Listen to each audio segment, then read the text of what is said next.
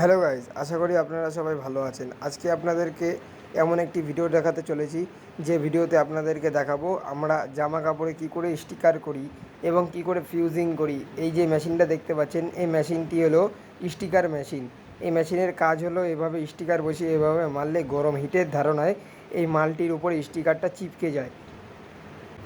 এক সাইডে মাল পাতিয়ে দিয়ে উপরে স্টিকার দিয়ে তারপরে আবার আরেক সাইডে মারবো এবং এই মালটিকে তখন ফেলে দিয়ে আবার অন্য সাইডের মাল নিয়ে আমরা মারা শুরু করব।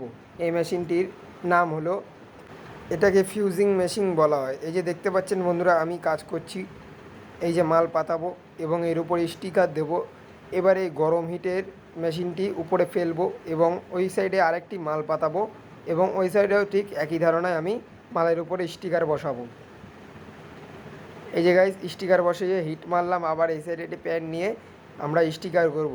তো কেমন লাগলো আমাদের ভিডিওটি, আশা করি ভালো লেগেছে। যদি ভালো লেগে থাকে তো একটা লাইক আর একটা সাবস্ক্রাইব করে দেবেন, আপনাদের কাছে করজোরে অনুরোধ।